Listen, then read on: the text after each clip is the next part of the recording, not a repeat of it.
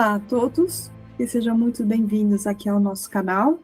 Eu sou Lisandra Cruz Ribeiro, homeopata, fisioterapeuta, e aqui nós vamos falar da família dos áurons, né? E hoje a gente vai começar a falar de remédio a remédio, né? Gente, a família do ouro é uma família, vamos dizer assim, pequena, né? A gente tem dois grandes remédios, né? O próprio auro metálico, que é bastante estudado, bastante utilizado, auro muriático, né? E aí temos outros remédios também feitos com ouro, mas eles são muito pequenininhos no sentido de descrição, né? São muito pouco descritos. Então, a gente vai falar, né, 2 vídeos praticamente, né? Só para esses os 2 grandes remédios, e daí depois a gente vai fazer, na verdade, um grande resumo, né, dos remédios pequenininhos, né, de uma forma de otimizar, né, o entendimento da família do ouro. Então, hoje nós vamos falar do auro metálico, propriamente dito. E a gente vai acabar repetindo, né, muita coisa do que nós falamos no vídeo anterior sobre a família auro, né, as características da família auro, mas à vista que o principal elemento é ele mesmo, né, o auro metálico, né, o elemento ouro. A gente vai dar algumas ênfases, né, que não foram dadas no vídeo anterior, porque muita coisa vai ser repetida. Mas recordar, né, é importante. Então, vamos lá. Vamos aqui separar o nosso material e vamos pontuar, né, onde o auro metálico, né, onde esse remédio pode nos ajudar. Só ver se tem alguma coisa. Muito bem. Então, ó, auro metálico, vamos começar pelos aspectos mentais, né? Então, são pessoas que têm um senso de dever muito grande, enorme, um grande peso e responsabilidade diante aos seus deveres, né? Eles acreditam que a sua sobrevivência depende do cumprimento dessa tarefa, né? Então, por isso que para ele é muito pesado e muita ansiedade quando eles pegam uma tarefa, porque é como se a vida, uma sobrevivência deles e dos seus dependesse da execução dessa tarefa. Impõem padrões altíssimos e rígidos e são intransigentes, né? Em relação a eles mesmos. Portanto, se não alcança esses padrões muito altos, vem uma sensação de fracasso, culpa e um certo desespero, né? Muitas vezes se sente como o filho mais velho, né? O filho responsável pela família. Então, quando o pai está ausente, ele assume o papel de liderança da família, né? Tem uma ideia fixa, né, moldada pela educação, que é primeiro a família, depois a religião, depois o serviço social, né, de acordo com o Sankaran, umas marcas desse remédio são a religiosidade ou a completa negação dela, alívio pela música, né, e pela exatidão. Portanto, com tanto peso em cima de si, né, possui uma depressão intensa, uma sensação de condenação, de serem inúteis, principalmente quando eles não estão no papel de líder do rebanho, né? Um certo nojo da vida, né? Não tenho nada o que fazer aqui, o que eu estou fazendo aqui?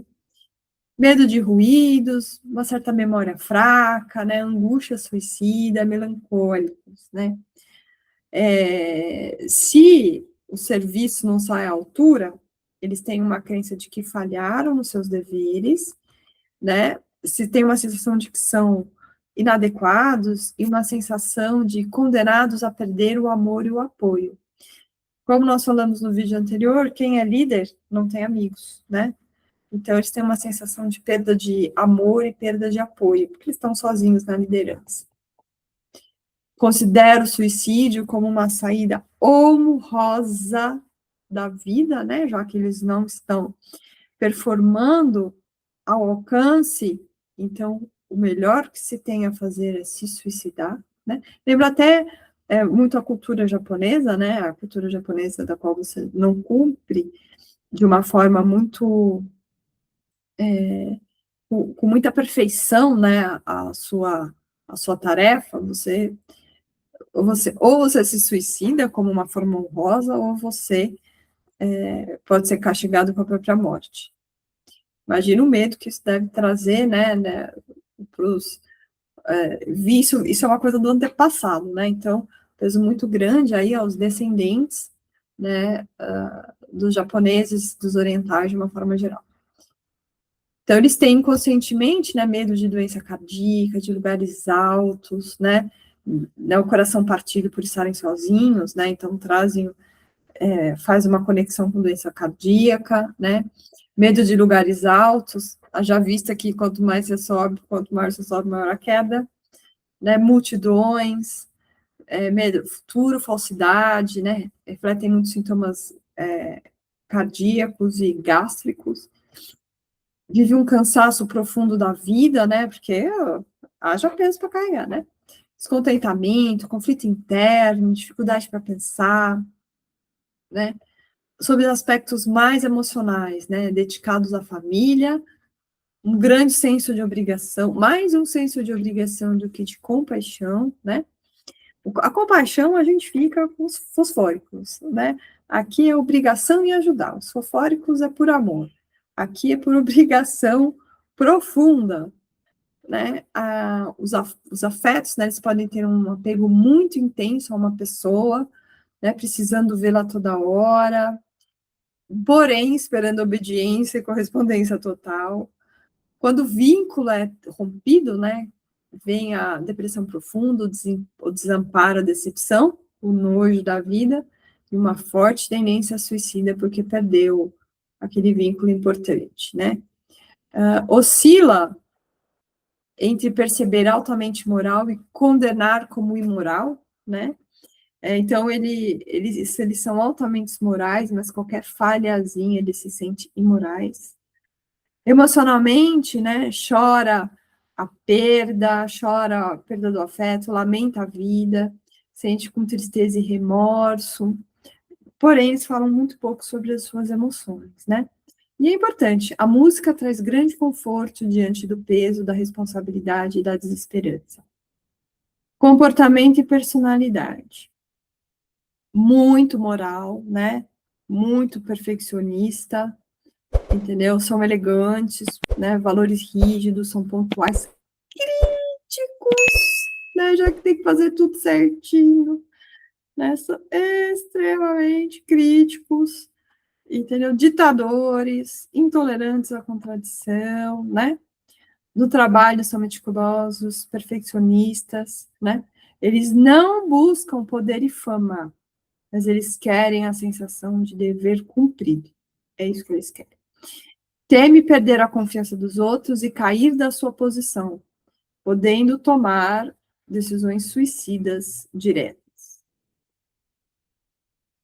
Então, no dia a dia, né, eles são agitados, agressivos, meticulosos, têm dificuldade de relacionamento, eles querem pessoas, se apegam a pessoas, mas muitas vezes têm aversão à companhia, né?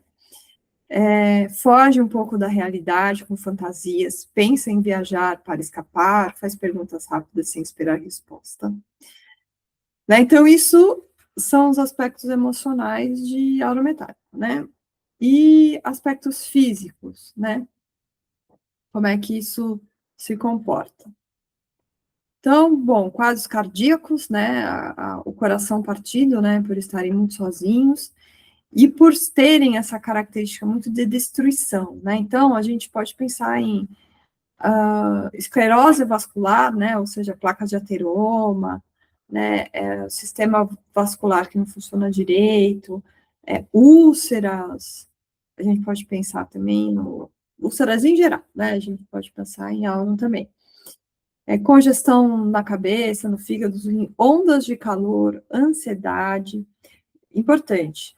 Agravamento com contradição, tendência muito forte à hipertensão, tendência à hipertrofia cardíaca, constrição torácica, opressão e peso no externo, palpitações, batidas nas carótidas, e nas têmporas, né?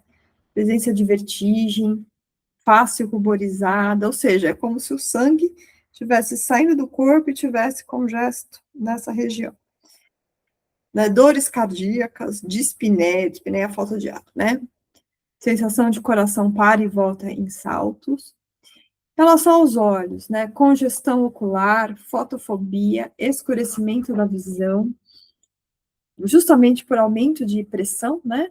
Por isso que você tem aumento de congestão, fotofobia.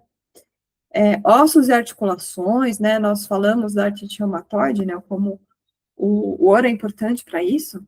Então, são pessoas com inflamação crônica, dores muito grandes nas articulações, necrose, supurações, principalmente em ossos curtos e achatados, né? E dores migratórias que pioram com o frio. Distúrbios diversos, como a gente falou, né? Ideações suicida após decepção amorosa, sensação de frio, porém com a face muito avermelhada, né? Hálito fétido em adolescentes, menstruação atrasada ou escassa, diarreias, devido a esse estado de congestão, esse estado inflamatório. Eu gosto muito de auro metálico para quando você tem colites, né? Dada a sua natureza sifilítica e destrutiva, né? Otorreia, os meninos, né, que tem um atraso aí do amadurecimento, a gente pode pensar em auro metálico também, né, quadros cardíacos e hepáticos, congestões sanguíneas, depressão, personalidade suicida com metas muito ambiciosas, perfeccionistas, pessoas que rejeitam qualquer sacrifício, e descendentes e usuários da coroa de ouro, né, ou seja, são pessoas dispostas a tudo para conseguir fazer a sua função, e como sabem que a coroa é pesada, eles fogem da coroa igual o diabo foge da cruz. Certo? Gente, o remédio muito importante, olha, eu quero enfatizar o seguinte, a gente está numa sociedade em que a nossa performance, né, o nível de performance, pelo menos aqui em São Paulo, tá? Que a gente precisa ter, é uma performance muito grande. A gente tem que aguentar cargas de trabalhos exaustivas com uma entrega com muita perfeição, né? E isso é tido como um valor gigante, né, para as grandes corporações. Então, serve aí, ó, de remédio para os diretores, os gerentes, né, os gestores de equipe, gestores de RH, né, gestores de família, que estão muito cansados, se sentindo fracassados, né, diante das demandas que eles têm da vida. E aí começam essas doenças autoimunes, né? Eu preciso dar mais do que eu posso. Eu me esforço, eu tiro do meu sangue para conseguir executar aquela tarefa com perfeição. Ou seja, natureza de autoimunidade, certo? Eu tiro mais do que eu tenho para performar. Então, isso causa depressão quando não consegue, né? E desejo de suicídio, já que eu não sou bom o bastante para atingir as minhas próprias metas. Eu acho que é um remédio muito atual, muito atual. E a gente precisa começar a pensar mais neles, nas depressões que as pessoas encaram atualmente, certo? Muito bem. Esse remédio é bastante conhecido, acho que não é novidade para muita gente o que foi dito, mas os próximos remédios, né, vão dar uma luzinha melhor aí, vão trazer bastante novidade, certo? Muito bom, vejo vocês no próximo vídeo.